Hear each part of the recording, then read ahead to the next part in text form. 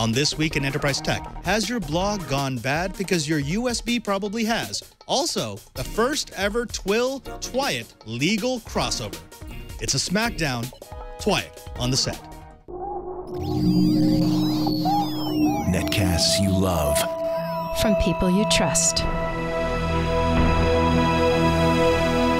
This is Twit.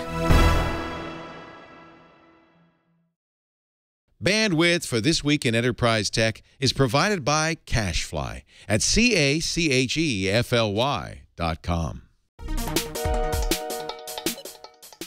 This is Twiet, This Week in Enterprise Tech, episode 103, recorded August 11th, 2014. Bad USB and legal Smackdown. This Week in Enterprise Tech is brought to you by ZipRecruiter. ZipRecruiter makes hiring faster, easier, and cheaper. Post your job to 50-plus job boards with one click. Try ZipRecruiter with a free 4-day trial now at ZipRecruiter.com/Twiet. That's ZipRecruiter.com/Twiet. And by TechServe, the world's largest independent Apple retailer and professional services provider.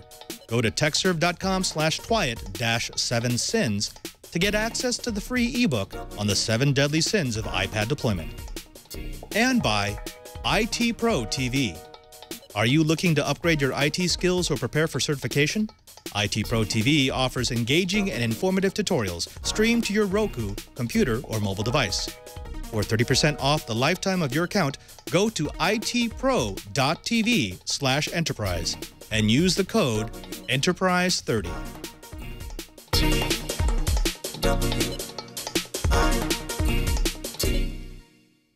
Welcome to Twiet, This Week in Enterprise Tech. It's the show dedicated to the enterprise professional, the IT pro, and the geek who just wants to know how the world is connected. I'm your host, Father Robert Ballecer, your guide to all things in the enterprise. But of course, I'm not alone. I'm joined by my longtime friend and cohort in the enterprise, Mr. Brian Chee, the director of the Advanced Network Computing Laboratory in Honolulu, Hawaii. Brian, you just had some storms go through. Are you still there, or have you been bushed off to Oz? Oh, it was fine. It was, shall we say, an e-ticket ride once we got within a couple hundred miles of the Hawaiian Island chain, but E-cell was not really that big an issue, except on the Big Island. The Big Island had a whole bunch of trees and power outages, but they are slowly recovering. Well, we've got a packed show today. We've got a Twiet Twill team up, as well as some news from Black Hat and DEF CON, and an interview with Encapsula, who has figured out how to patch a serious flaw in WordPress and Drupal installations. But before that, Brian, you want to get to some blips? Sure. Let's do it. First one, Facebook has a brand new power-saving system that can chop 10 to 15% off of its power bills. Called Autoscale, the system uses a new type of load balancing, whereas traditional load balancing uses a round-robin logic table in which each server receives a share of the load. Autoscale loads a server until it reaches a medium workload before moving on to the next server, leaving most of the servers in the pool at idle.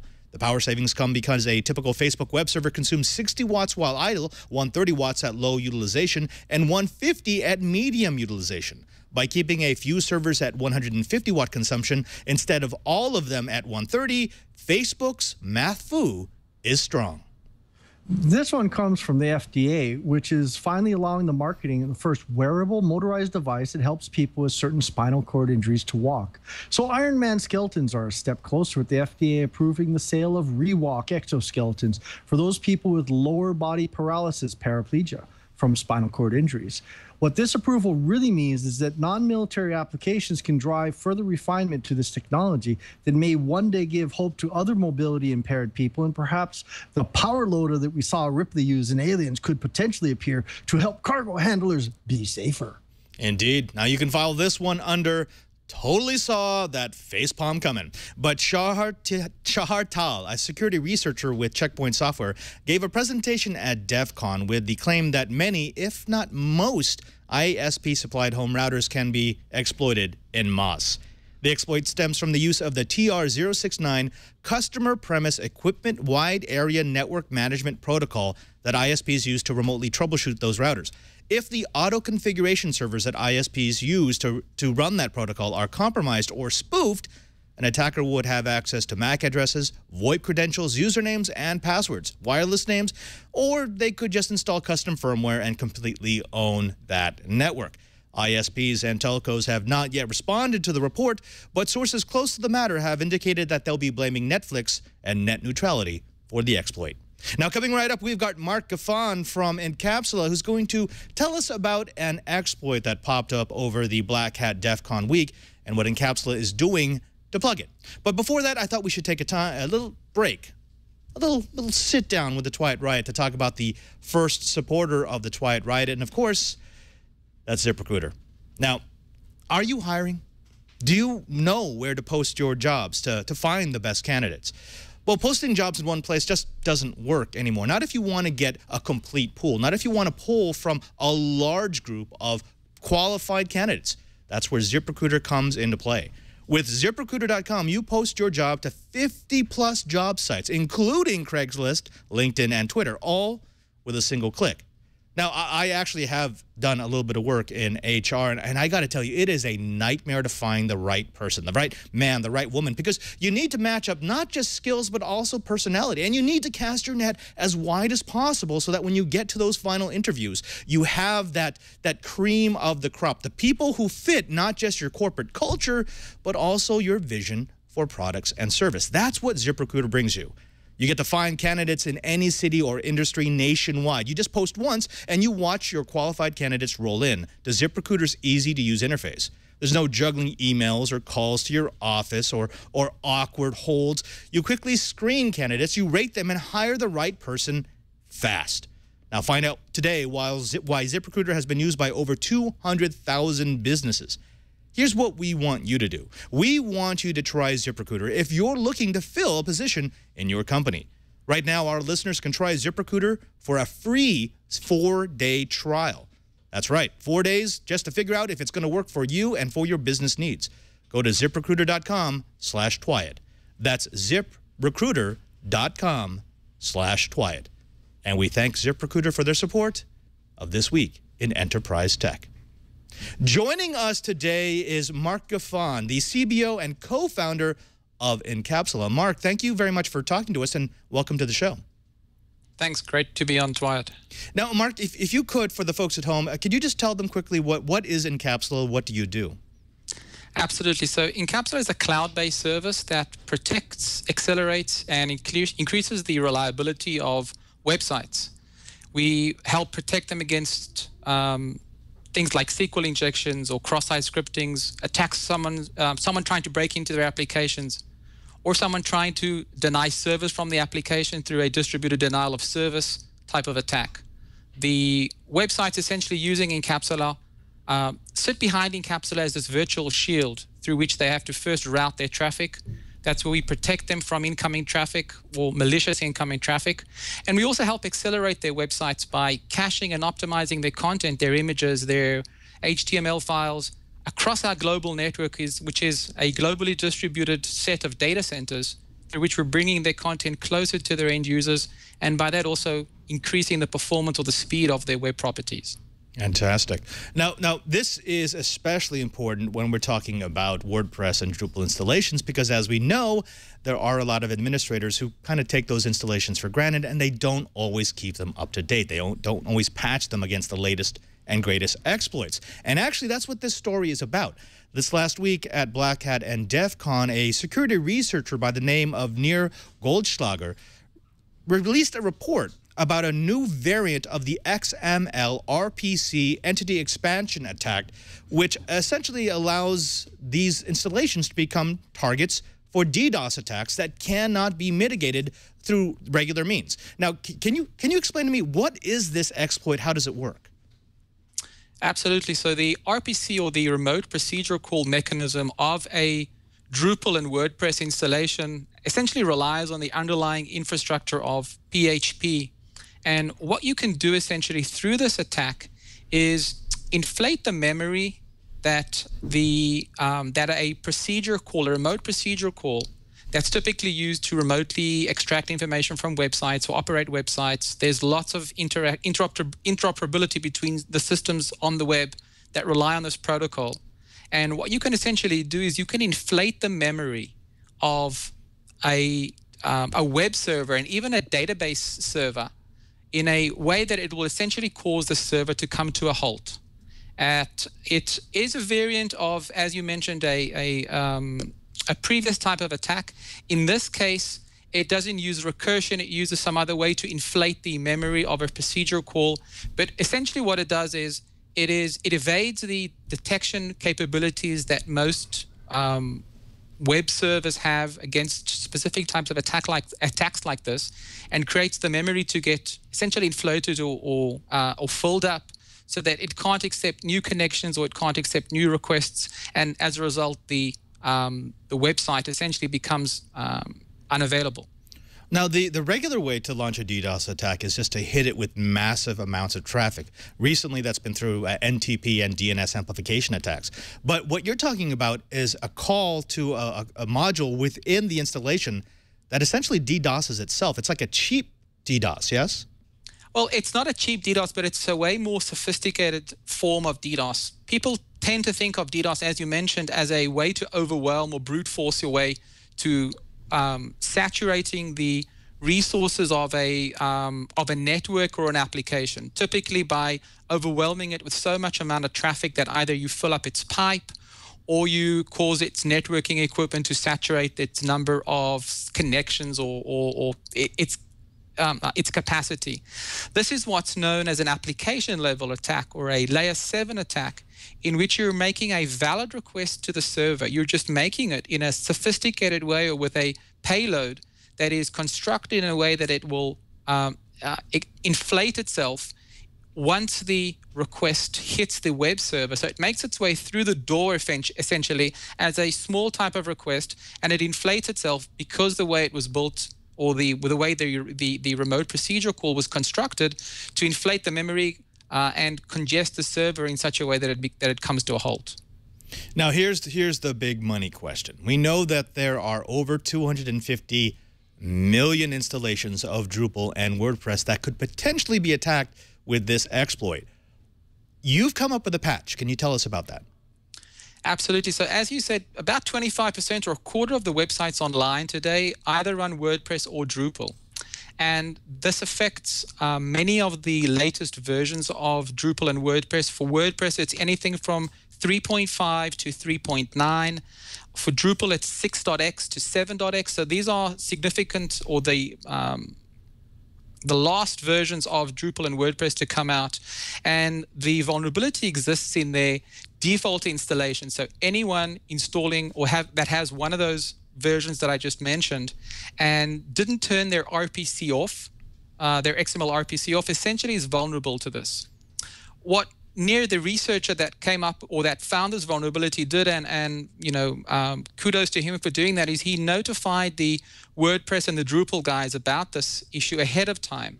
And for the first time, those two organizations actually worked together to come up with a patch that will mitigate this vulnerability. And only disclosed the vulnerability once WordPress and Drupal came up with a patch and made it readily available to their users. So if you're a WordPress or a Drupal administrator, what you can do essentially is either you have your auto updates turned on, in which case you should make sure that you download or you update your current WordPress or Drupal version with the most current security patch.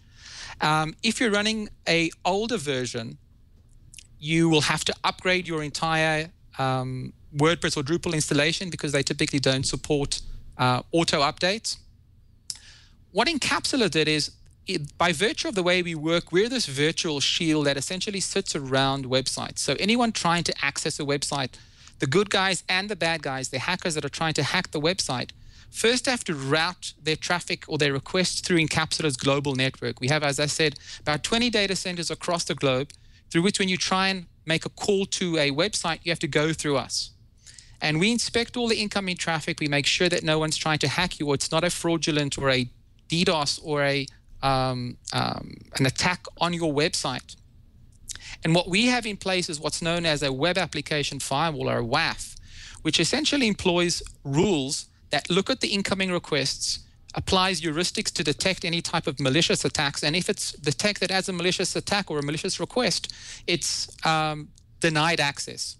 What our researchers did, or our security team, and this is part of what we call a virtual patching mechanism, is they came up, within a couple of hours of the disclosure, they came up with a specific security rule that detects someone trying to exploit this specific vulnerability, and put the rule essentially into play so that anyone, again, as I said, that's trying to exploit a Drupal or a WordPress application in this means gets detected by our system and is blocked.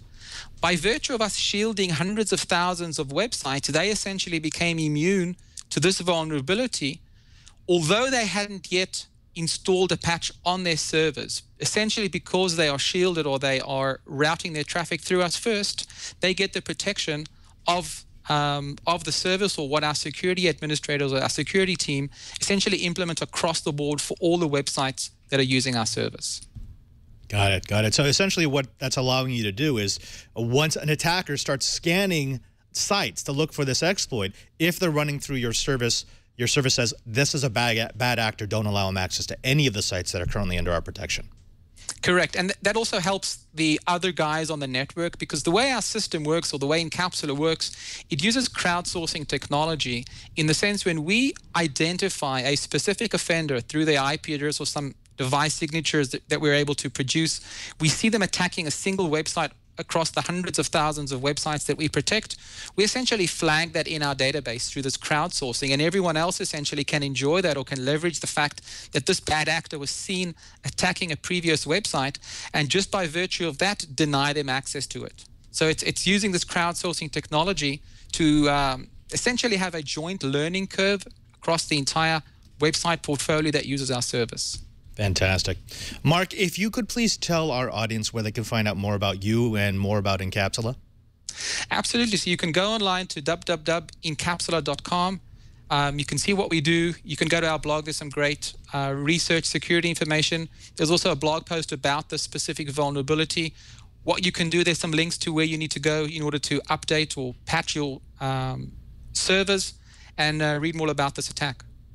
Mark Gaffin from Encapsula, CBO and co-founder. We want to thank you for being on This Week in Enterprise Tech and for sharing your knowledge about this latest exploit. Thanks very much. Happy to be here.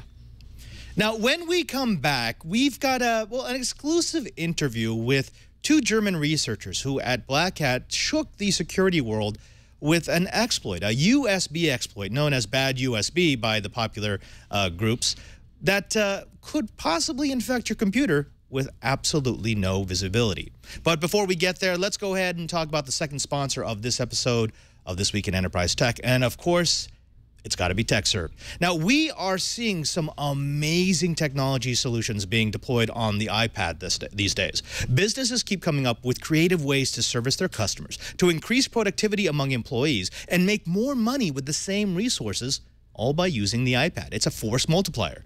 For example, the Institute of Culinary Education equips students, faculty, and chefs with the iPad, empowering them to do away with heavy and unwieldy textbooks and streamline the learning experience. A major cable service provider in the Northeast gave its field technicians, who really are the public face of the company, iPads that had all been configured to provide better service to their customers. And retail companies have enhanced their in-store customer experience by using the iPad, not just as a point-of-sale device, but as a spot where customers can learn about sales, special offers, and upcoming events. These clients and more have turned to TechServe, the country's largest Apple reseller that sells, supports, and manages the largest iPad deployments in the world to manage their iPad projects. If you're considering adding iPads to your business, well, why not ensure the project's success with an experienced partner? TechServe assists businesses of all sizes to deploy Apple solutions, as well as solutions from Avid, Adobe, and more throughout the United States. No matter if you've started deploying iPads or are just getting started, TechServe can help. So here's what we want you to do. We want you to succeed. Right now, TechServe is offering a complimentary download just for Twiat listeners who are deploying iPads or who are interested in learning more about doing so. Go to techserve.com/Twiat-7sins to get access to the 7 sins of iPad deployment and see the common pitfalls that throw companies for a loop during their iPad projects. This complimentary download is available right now just for Twiat listeners at tekserve.com/Twyet-7sins. And we thank TechServe for their support of This Week in Enterprise Tech. Now, when we come back, we're going to be bringing in Denise Howell and Evan Brown from This Week in Law. It's going to be the first ever Twyet Twill crossover, like super geek, super nerd crossover. I don't know, it's a comic book thing. But before that, I want to give you a pre-recorded video. It's an interview that Chee and I did with the 2 German researchers at Black Hat who discovered bad USB. Father Robert Ballecer, the digital Jesuit with Twit TV here at Black Hat 2014 in Las Vegas, Nevada.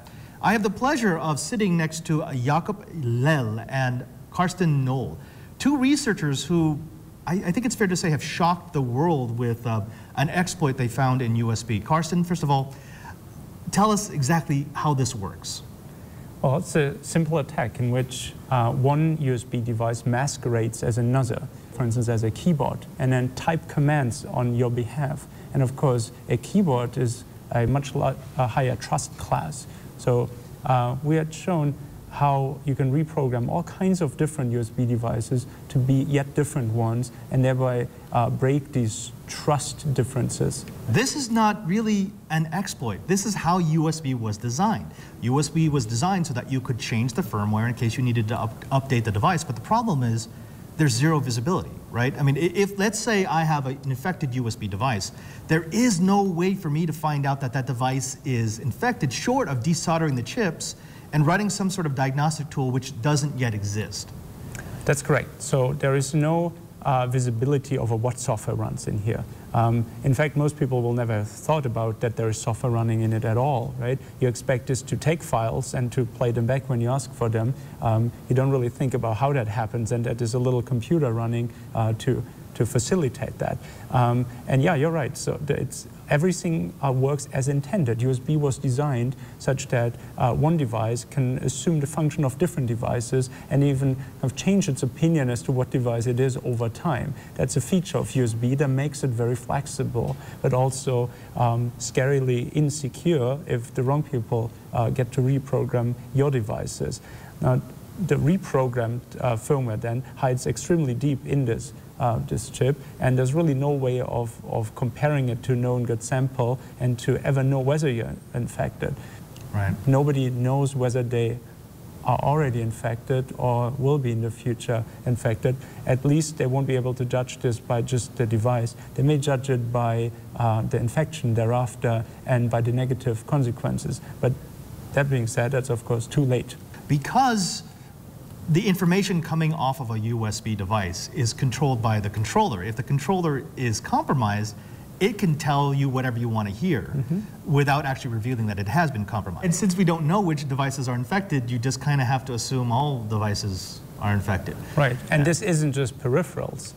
As both of you have rightfully said, USB devices are built into computers. So it's not that we can stop using USB devices. It is that we're very dependent on them, right? And so we'll have to find a way around this without abolishing USB as a standard, because USB has brought a lot of usefulness over the years, and we wouldn't want to give that up. So we'd have to change our attitude towards sharing of USB, which is where problems come from. So the problem isn't just with USB and USB has to be given up. It's our approach to using USB at something where we do see different trust levels that needs to change now that those trust levels are broken down. Now let's talk about mitigation, because there's a lot of pet theories about how, well, this is not that bad because I could do X. Some of the ones that I've heard, and maybe you can address this in order, is first, well, an antivirus. An antivirus can go through all your devices and wipe this out, and you won't have to worry about it anymore. The second one was, well, can't I just rewrite the firmware? Have a copy of the firmware for all my devices that I know is good, and anytime I suspect I might have infected devices, I just write good firmware. And the third one was, and this is the more extreme, why have it programmable? Why not make all my devices so that they're no longer programmable? I have a ROM that gets blown at the factory so that it can no longer be reprogrammed. Antivirus, for instance, that's not a plausible solution because the software running on this device is not visible to the computer. And even if the device gives you a possibility to read out that software, that firmware, It's the firmware giving you the firmware. So it can just lie. It can give you a good copy while really it is running a bad copy. So I'd have to count on the malware giving me the truth about itself. Absolutely, and that's not legit. Yes, and the exact same applies to the second idea you mentioned. You can just rewrite the firmware to be the good firmware again, if you even know what a good firmware looks like. Again, you are relying on a function exposed by the currently running firmware to rewrite it. So what we can do is just stash it away somewhere without actually executing it. But next time you ask it for a copy of the firmware, it will give you whatever you last wrote. So those do not work. What will work in the future, hopefully, is for these devices to just not be reprogrammable anymore. So not having something reprogrammable, that's easily done by implementing a fuse. Could even be a virtual fuse, a bit in software. However, once people do that, introduce software features, of course, that's when real hacking starts. Right. That's when every single programming error in the firmware running on the current device would again give you a way of overriding it potentially. So and with no way of updating the firmware. Exactly. Then you would have a situation where bugs become problematic. However, you cannot fix those bugs anymore. So it's a good long-term solution, just not have USB devices reprogrammable. Just the path there is very unclear, given that billions of these devices are already out there who are reprogrammable. Right, exactly, because it's not just the flash drives. It's your phone. If your phone, anything with a USB interface could potentially be infected by this malware. Absolutely, and then in fact other things it's connected to. What would be your message to security researchers right now, to manufacturers who are looking at, again, billions of devices that are already in the wild that all have this vulnerability? I think what the most important thing that would come out of this research is for people to be aware of the possibility and to start looking closely as to some abuse patterns. Now, you won't find the virus, but you may notice what the virus does to your computer.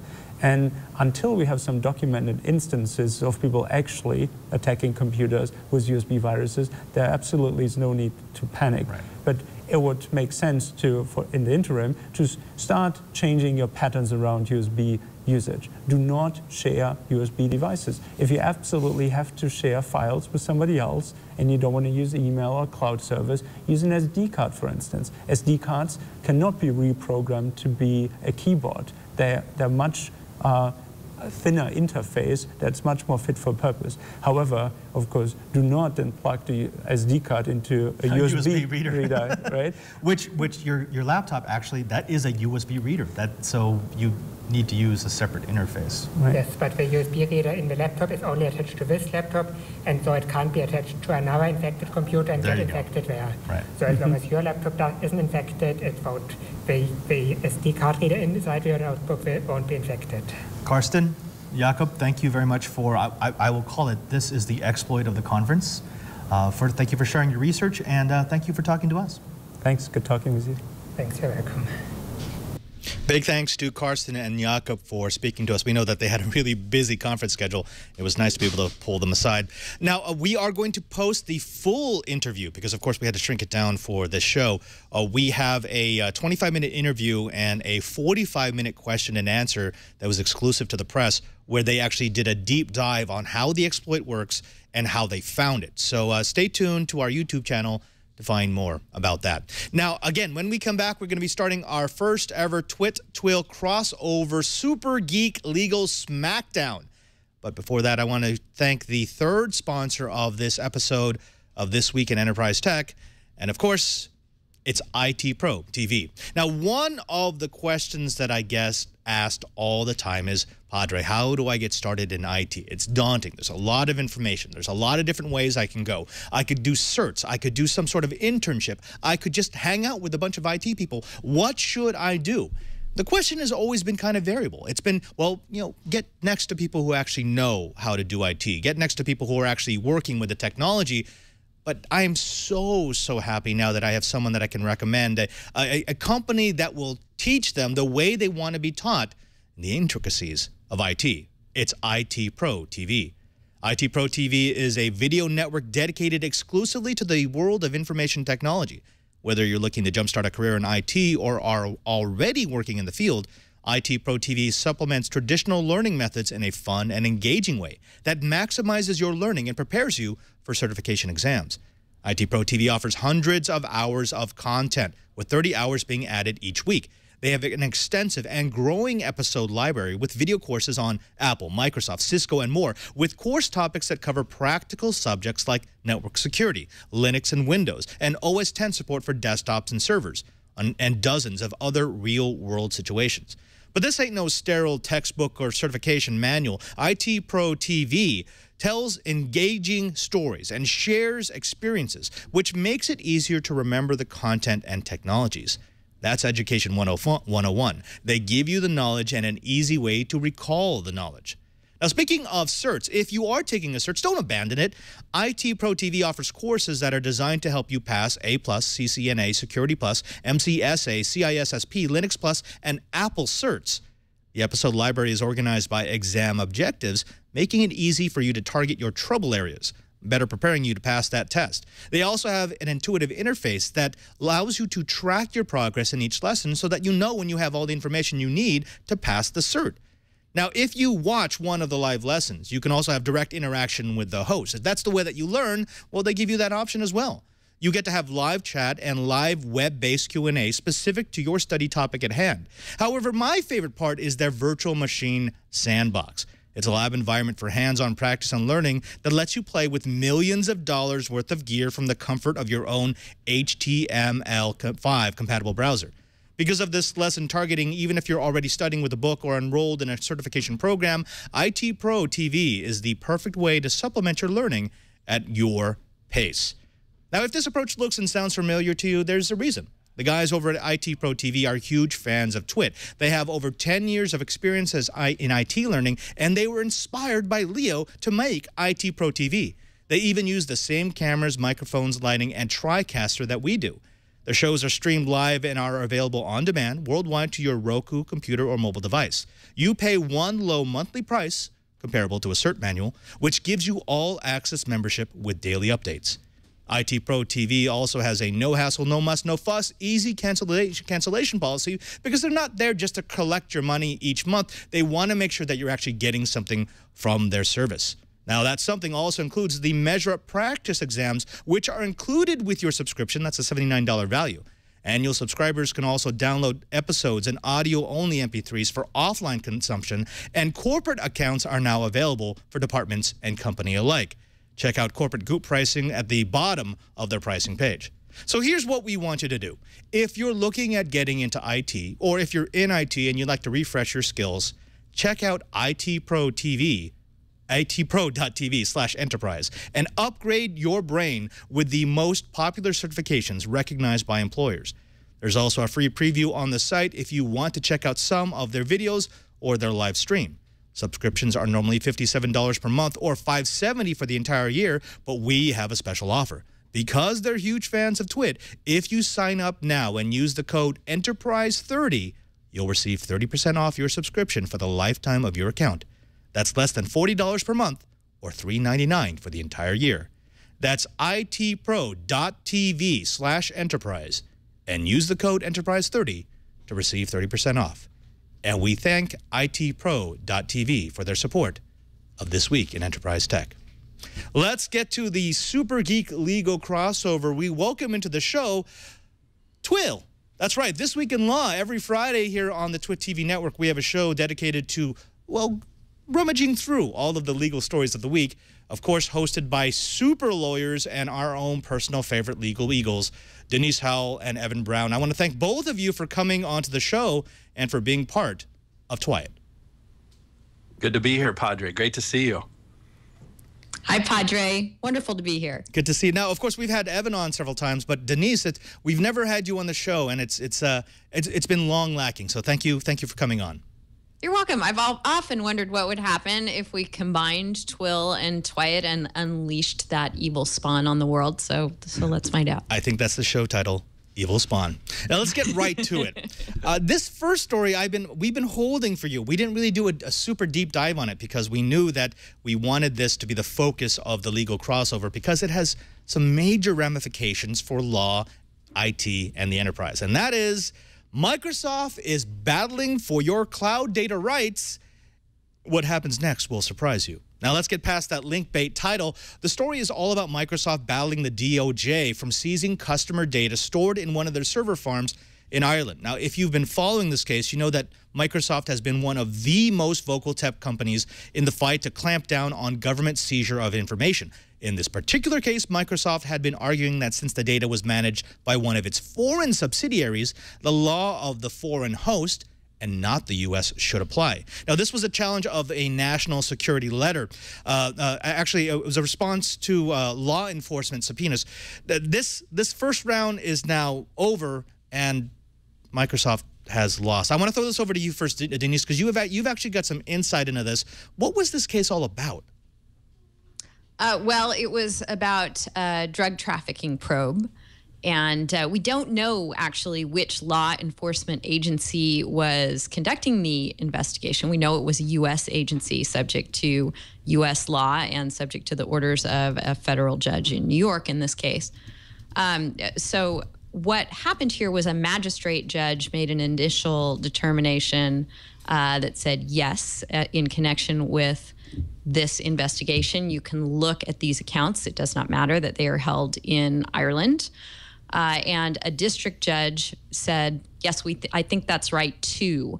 And the reason that she went ahead and affirmed what the magistrate judge had done is because she looked at the Electronic Communications Privacy Act, which was passed in 1986, and said, you know, nothing here says that we can't enforce this law no matter where the data is. We're talking about a U.S. company and a crime that's being prosecuted and investigated, at any rate, in the U.S. So there's nothing here in the statute that says that we can't reach over to Ireland and get that data. And by the way, 2 years before this statute was enacted, there was a case involving business records that held the same here in the United States, a federal case that held yes, you can go to a foreign server and get at business records with a warrant. Microsoft was attempting to argue here that we're talking about email, and that makes it different and more private. It will appeal this decision to the circuit court that's above it, the Second Circuit in New York, Court of Appeals. So this one could keep winding through the courts for a while. Evan, I want to throw this over to you. Specifically, I want to pull out something that Denise talked about, which is that there was a similar case, and this is just sort of an extension of that case, and that essentially the rationale was there's nothing that doesn't say we can't specifically enforce this law in another country. Is that how this is going to work? I mean, will we now just be applying all possible laws that even sound remotely like they should apply, just because there's nothing forbidding the application of that law?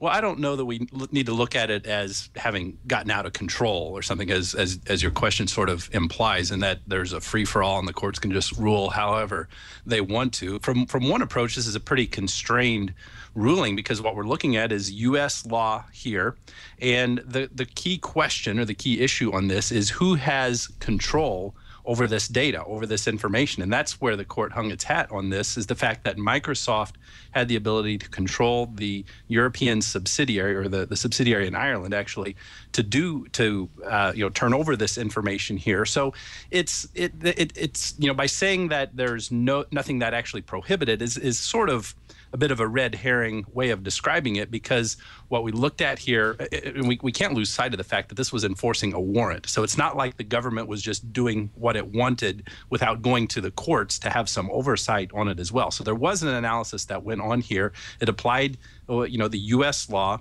to look at this, and so I don't know that there's too much of a reason for too much fear along the lines of what you're talking about there, Padre. Okay, Chee, what about that? I mean, we've been talking about this story for the last couple of weeks, and we've held some very serious misgivings about what this might lead to.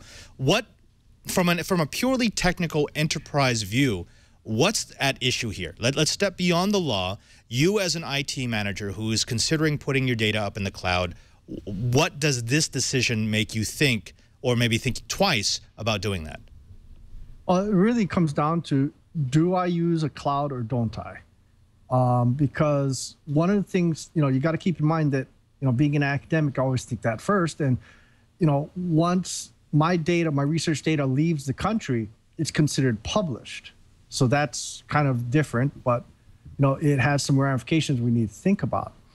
But the cloud, there needs to be almost an oversight. I'm almost thinking it needs to be at the United Nations, because there needs to be some sort of ruling, some sort of work done on how do we handle multinational data sets, especially because a lot of these data centers aren't just managed from the United States. They're managed in a global manner.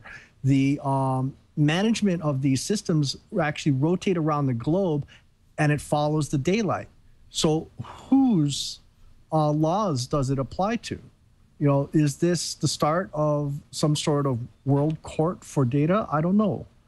That, I think, is one of the big questions that the technologists have on how do we deal with this legal ramification. Denise, what about that? I mean, whose law is it going to be? We know that actually earlier this month there was a law passed in Britain that allowed them to demand companies turn over customer information, customer emails, data, no matter where the servers may be stored.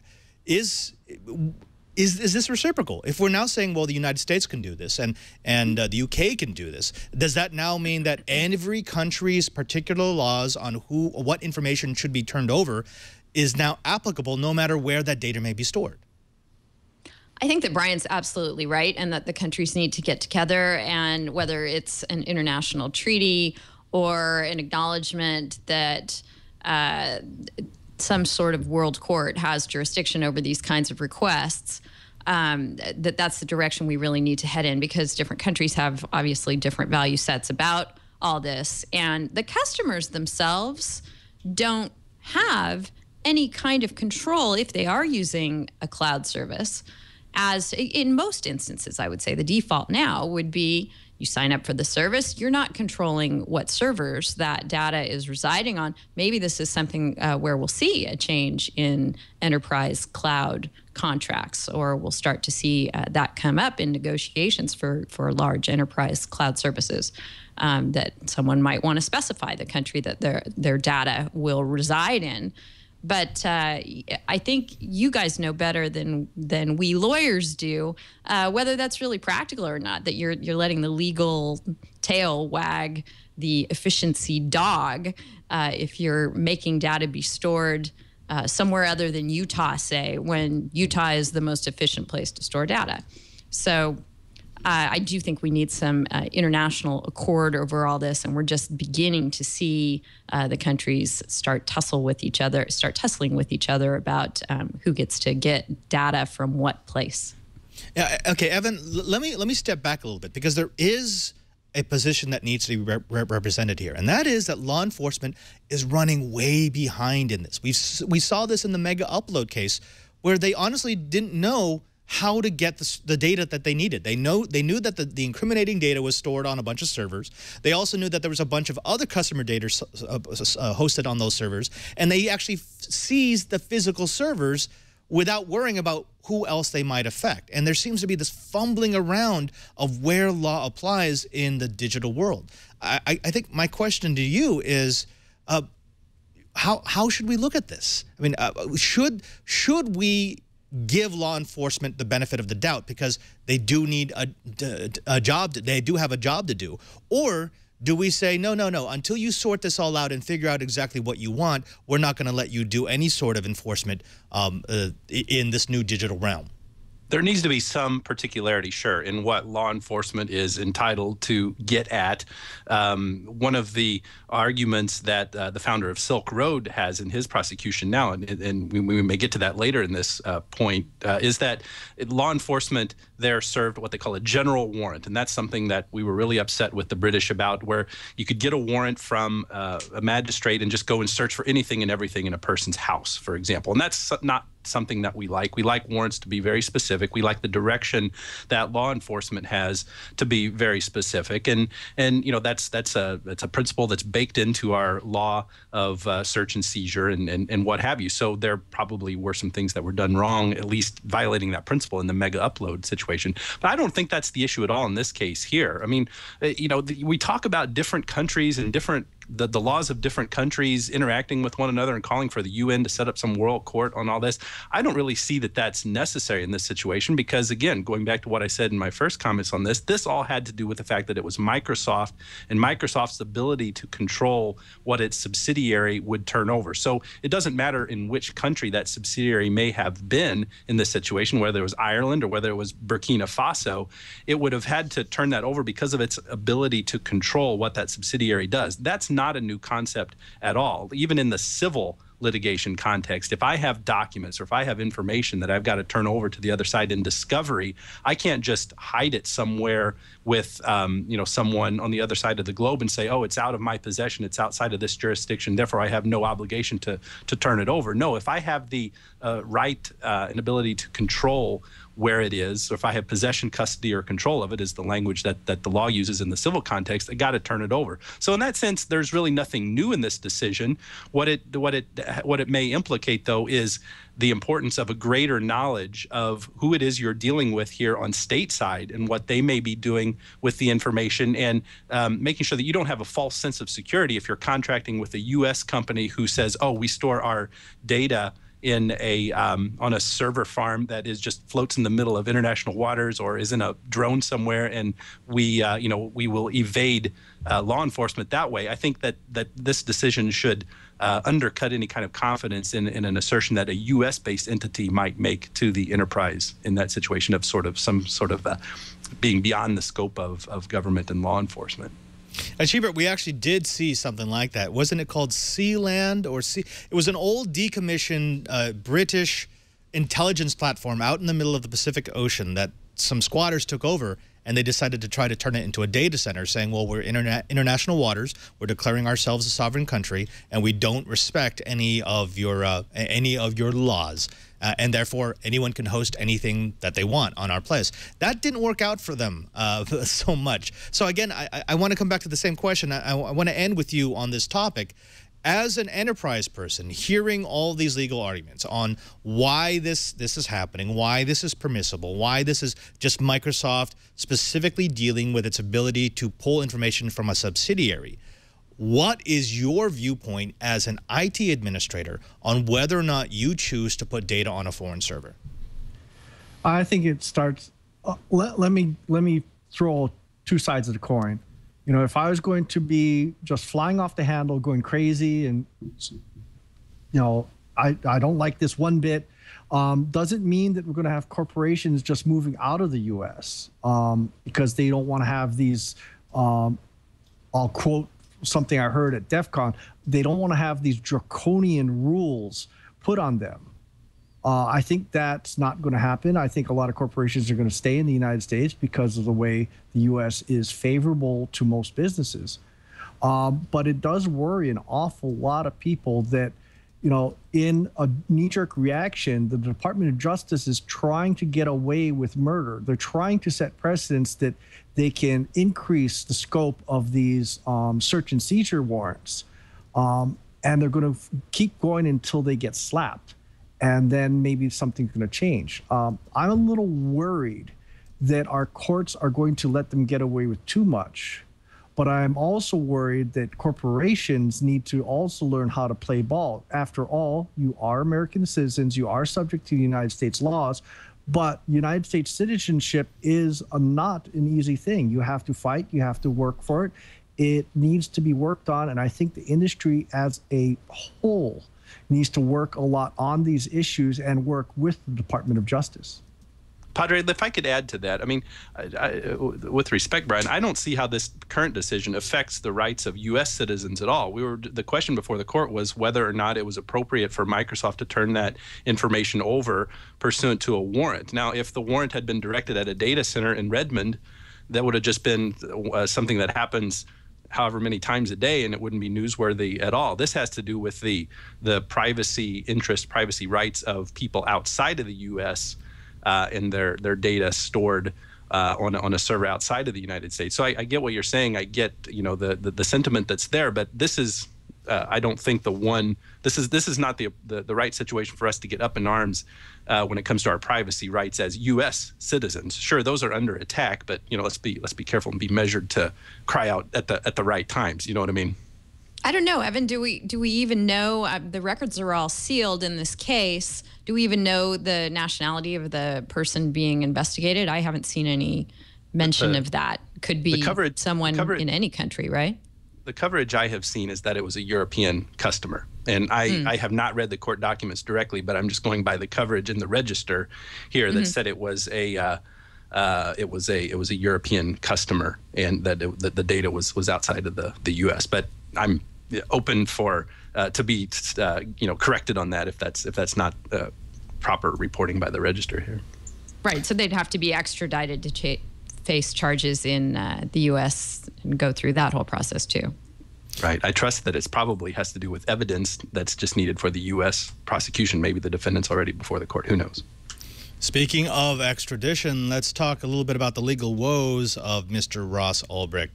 Now, if you've been keeping up with current events, you know that Ross Ulbricht is accused of being the mastermind behind the darknet site Silk Road, which was used for things like drug sale and, well, murder. Now, his lawyers have filed 2 motions to drop all charges on the grounds that the evidence against him was gathered in violation of his Fourth Amendment rights against unreasonable search and seizure. According to the motion, the original search warrants that gave investigators permissions to tap and trace his devices, as well as seizing and searching his computers and servers, were overly broad. Additionally, the motion claims that the FBI's infiltration of the Silk Road servers in Iceland amounted to a poisonous tree from which no valid evidence can be gathered. Denise, I want to throw this over to you first. You know the intricacies of this. I know that you've talked about this on Twill. What is this? Why is the prosecution in violation of his Fourth Amendment rights, according to the motion? Actually, I'm not sure we've tackled this on Twill, and I, not being a criminal procedure expert myself by any means, I am a little bit kind of trying to wade through this all like all of us are. But best I could tell, there are a couple of challenges here. The first one being that somehow the FBI got access to these servers in Iceland without any kind of warrant whatsoever. So that is, I think, the crux of what's being asserted here, and the reason for this term that I love, the fruit of the poisonous tree. When you get evidence in a case through means that was not a legal way to gather that evidence, everything else that flows from it is not admissible in court. So number one, I think somebody dropped the ball on getting a warrant in the first place, and that shouldn't have happened. And then we get into I guess I don't know if it's the Iceland servers here that are still involved or different data sets where the pen and trace, trap and trace and pen register warrants came into effect. Now, those are the kinds of warrants that allow law enforcement agencies to look at someone's communications, whether they're phone communications or if you serve them on an ISP, you can get some metadata about emails as well. And those are very broad, and like Evan was mentioning before, not the kinds of warrants that we're terribly fond of. They get used all the time, but their standard for issuance is far lower than the normal probable cause standard for issuance of a warrant. Here for these communications-oriented warrants, all you have to show is that you're pretty sure the information you're going to get is relevant to your investigation if you're a law enforcement person. So there are a couple of Fourth Amendment arguments pending here. They're sort of swinging for the fence on getting all the evidence thrown out against Ross Ulbricht. Yeah. Evan, can you go one step further? Because I loosely understand what it means when a defendant says, no, no, no, no, your search warrant was overly broad, because you hear this term all the time. We do not allow fishing expeditions. You cannot get a warrant for one thing and then keep expanding and expanding and expanding so that you can gather all the information about the suspect, even if you didn't know where to look in the first place. But in this particular case, when we're talking about digital identity, digital information, which can be hidden in multiple places, can be encrypted in different formats, what does it mean to be overly broad? Where is that line between I'm doing what the search warrant allows me to do, and now I'm going on that fishing expedition?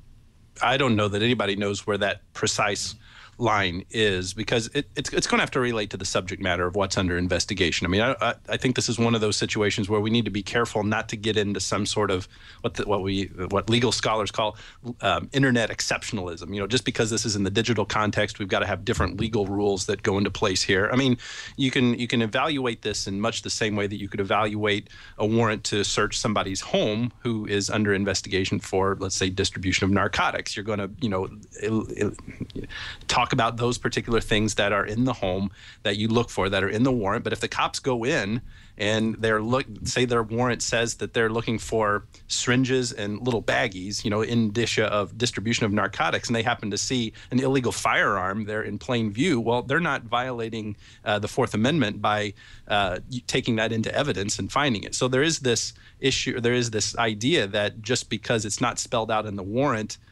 doesn't mean you can't investigate it and find that and use that as evidence later. But again, I'm not so sure that's what's really going on here. There's sort of this larger question of the mystery surrounding this first gathering of information from the server in Iceland. And so from that, the critical point that I'm seeing and the observation that I make from this is that, you know, Ulbricht is really out here in the stratosphere of thin air, making these kinds of legal arguments because of the way Fourth Amendment jurisprudence is right now, the way that the law around the Fourth Amendment, the reasonableness of searches and seizures when it comes to information that is somewhere else. I mean, the sort of the baseline view of this is that if you put something outside of your physical space, if you, for example, leave garbage out on the curb waiting for the garbage truck to come pick it up, or if you have put records with your bank or records with your phone company, that's called the third-party doctrine, you no longer have a reasonable expectation of privacy with that. So this argument that Ulbricht is making here sort of presupposes that he has a reasonable expectation of privacy in that information that was stored on the server in Iceland. And then if that can be successfully argued, if he can successfully argue that, then we can extend this fruit of the poisonous tree doctrine. And no, Padre, that doesn't have to do with original sin. I know that being a theologian, you probably... There's an apple involved, right? There's an apple somewhere there? Okay. Right. So, you know, it's you know, there's a lot of extrapolation done here. The one truth from all this, and the one thing that we can really rest assured about, is that there's some very thorough, comprehensive lawyering going on by his defense team by making these arguments. They appear to be very comprehensive, and it's what good defense lawyers should be doing, making these arguments, these Fourth Amendment challenges at this stage in the criminal prosecution. So there's nothing unexpected by seeing these arguments being made. How they'll turn out is a different question. Chee, again, I want to get the non-lawyer / enterprise guy side of this, because there is a serious enterprise side to this story. And again, it's almost the same angle as the Microsoft story, but when you start looking at what can and cannot be seized, especially in an area like a data center, if you've got a warrant for someone's information, and that information happens to be on a server, and you claim that server, again, we saw in the mega upload case, that could affect not just the individual you're targeting, but anyone else whose data may just happen to be on the same device.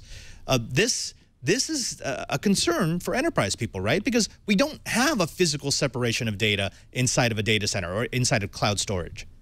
Yeah, this starts reminding me that this is needing a definition of what is data in plain sight. You know, that Evan's example of seeing an illegal firearm sitting on a table in a drug bust, you know, is a set of correspondence that's seized in a server, the same as a gun laying in plain sight. So what is I think what we're going to start getting is some sort of legal definition of what is data in plain sight. I actually want to bring up the case of, I think it's Riley versus California. And that was where there was a ruling that a smartphone contains much more than just phone calls and communications, that there's a lot of personal information there. And that case did say that, no, you can't just grab everything on that smartphone. I'm wondering whether or not cloud servers, especially when you start getting into, say, like personal desktops, VDI desktops, what else is going to be on those desktops? And I think it comes down to what really is data in plain sight. All right. I want to cover one last story. We're running over time, but you know what? I'm going to run over time because I don't often get to have the Twill folks here. One story on Verizon versus the FCC, or as I like to call it, the sticky business of not delivering what you sold. Now, we have the story here in which FCC has basically said to Verizon, look, you can't limit the bandwidth of unlimited users just because you want to make more money. And Verizon has responded to the FCC, we're not limiting, we're incentivizing users to limit themselves. Tom Wheeler, chairman of the FCC, wrote a letter to Verizon accusing them of throttling users that were lucky enough to be grandfathered on their unlimited data plans. Users without a grandfathered plan are never throttled. However, Verizon is throttling under 3 conditions. 1, that the user is connected to a congested cell site. 2, the duration, they are throttled for the duration of the congestion. And 3, they are throttled only if they are on one of those unlimited bandwidth plans. Denise, I want to throw this over to you first because this is, it feels almost a little bit of contract law here. Why is it that an ISP, be it AT&T, Sprint, Verizon, T-Mobile, can change the terms of the contract without breaking the contract, whereas users, if they want to change the terms of the contract, have to pay a fee? You started this talking about sticky business. That's the sticky part about these kinds of contracts that nobody ever reads, is they never promised you a certain amount of speed on your unlimited plan. They promised you unlimited data. They didn't say how fast you were going to get at it. So I don't really see a contract issue here. Okay. They're not really pulling the rug out from under you on that. They're very careful not to make real promises about speed and bandwidth and things. Okay, well, on that note, I want to throw this over to my co-host, who is known for a very level head. He never goes off on rants when corporations act strangely. Chee, you're totally okay with this, right? I mean, Denise is right. They sold me unlimited bandwidth. They never said at what speed that bandwidth would be delivered. So this should be all cool, right? You're totally cool with this. There needs to be some balance here. If Verizon or any of these other carriers, they were using an unlimited data plan to hook people in because they weren't getting sales on a new service. Now, just because this customer is stuck with them long enough to be grandfathered in doesn't mean the terms should be changed.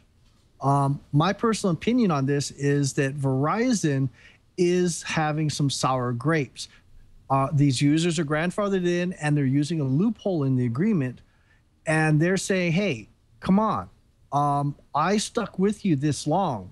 Why are you now yanking the rug out from under me? Because I think they are. When you start throttling people, fine, throttle everybody evenly. But when you start saying, I'm going to do it just because you're taking advantage of a loophole, shame on you. Evan, I want to throw this over to you, and I'm not going to give you a legal question because I want to surprise you a little bit. I want to talk about fairness here. Now, I think most of us would agree that if there's one user on a network in a particular area that is transferring 1,000 times more data than the average user on that network, he or she should probably be throttled a little bit. There's a part of fairness that says, okay, that's not right. If you're abusing the network, you should stop abusing the network. However, on the other side, I think most of us would also agree that we believe that the telcos have been abusing us for the longest time. So there's a part of us that says, well, if he could do this within the confines of his contract, good on him or good on her. I mean, again, this is not a legal question. There is no law that we can pull out here, but where do you fall on that? I mean, yes, there needs to be some level of network management, but I think we are so used to being lied to or feeling as if we're being lied to by the telcos that we don't care if someone's abusing their network as long as it feels as if now the telcos are getting some of their own medicine. Sure. I mean, that's sort of a natural impulse. It's easy to get mad at your communications provider, even if, you know, most of the time they're providing good service. You know, look at how people, for example, love to, you know, harangue Comcast, for example, you know, having terrible customer service. Most of the time it works pretty well. So yeah, I think there's this natural human element to it. And by the way, it's so much more fun to ask, you know, to answer these questions just about fairness and stuff like that, these normative questions, rather than talking about the law. So much more fun to talk about. So, you know, it does relate though to the contractual issues, because if we're going to build in this idea that somebody can act within the scope of what is acceptable behavior and sort of stick it back to the man, if you will, and engage in this abusive conduct toward the telecommunications provider, because we've suffered all these the abuse at the company's hands all these years. I mean, it's got to be within the constraints of what the contract will allow here. But you know, I guess the whole point of it is here, it's easy to sympathize with somebody who is being penalized, you know, the ones being throttled here, and there's a part of us that wants to cheer for the one who's going to, you know, give that back, and you know, but we've got to establish some rules that all of this abuse and good and bad treatment happens in one way or the other. Denise, why can't we have a law on fairness? I think a lot of our laws are developed because of principles of fairness. And I think that's why the FCC has decided to come in here and say, hey, you know, this isn't cool. You're not going to be able to punish certain users just to try and move them over to a different plan. I personally am watching this very closely because I'm an AT&T grandfathered customer on a couple of devices, and would like very much to continue using my service without having it be degraded. So, and you know, I don't feel like I'm one of those users that is using buckets and buckets of bandwidth and slowing everyone else down. But it is true that on those couple of devices, I'm just not cautious about using Netflix or anything else at all. So, you know, maybe my bandwidth usage is more than I think it is. I do think that you will see notions of fairness come into play, both with the FCC saying, we know what these contracts say, but this is not a cool business practice, with customers getting angry about this kind of activity and making a stink about it and voting with their feet. And potentially somewhere down the road with a court looking at this contract and looking beyond the express terms that say, yeah, well, you never guaranteed a speed, but these users have a reasonable expectation because of what you've delivered over time, and you can't just yank that out from under them. So I do think it's an interesting scenario, and I'm watching it closely. We do have to close up, but I want to end this segment by saying that I used to be an AT&T customer. I used to have a grandfathered unlimited account, and when I was in D.C., I was one of those people who was abusing the system. I was pulling over 700 gigabytes a month. But because it was fast. How about that? Well, folks, I'm sorry. We could go on. We actually have 2 more stories in the doc that we could talk about. How about this? Denise, Evan, can I ask that the 2 of you come back at some point? We'll schedule out another Twiat Twill crossover, and this time we'll dedicate the entire episode to legal issues. Does that sound okay to you? Absolutely. That sounds like a ton of, I mean, right, Denise, I assume? Yeah, no, absolutely. We'd love to do it again, and we'd love to have you back on Twill as well. Oh, fantastic. It'll be like a Monday, Friday thing. We're the niche podcasts, smartest podcasts in the universe, or something like that. That's what they say. That's what they say. In any case, that's right, folks. You have used up another hour, and plus listening to the best dang enterprise podcast in the universe. That's according to 9 out of 10 bad USB sticks. I want to thank all my guests for coming on the show, especially Mr. Brian Chee. Brian, can you tell the folks where you are when you're not ducking hurricanes? I am with Infoworld.com. And hopefully got some more done. Actually, I just got my Chinese translation of my cloud computing book waiting for me when I got back. Now it's pretty cool. It is cool. And yeah, and hopefully I'll be getting the Portuguese version soon. How do you say cloud computing in Mandarin? I have no freaking idea. Evan Brown, also from This Week in Law. Actually, you've been on the show quite a few times. You've been our legal guru. I want to thank you for coming back. It's always fun to talk to you. Can you tell people where they can find you and where they can find your writings?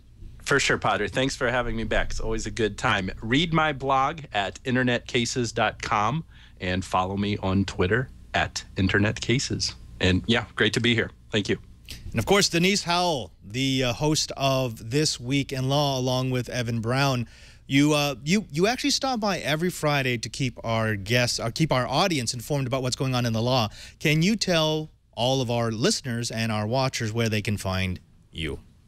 Yes, your listeners and watchers, if they've enjoyed spending some time with Evan and I today, should tune in to Twill on Fridays at 11 o'clock Pacific Time, 1800 UTC. We do the show every week, so come join us. And definitely one of the smartest shows that you'll find on the internet. Thank you all. And also, thank you.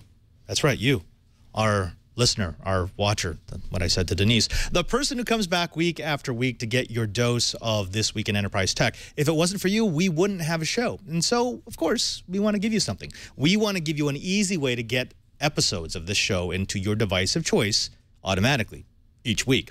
If you just go to our show page at twit.tv/Twyet, you're going to find a little drop-down menu in the corner that will allow you to choose the RSS feed that works for you. Do you want to get the show in audio on your iPhone so you can listen to it in the car? Do you want to get the show in video on your Android tablet so you can watch it at work? Do you want to download the high-definition version to your Mac or PC so you can watch us in big screen glory at home? Although I don't know why you'd want to do that because I don't look good in HD. Well, you could do that too.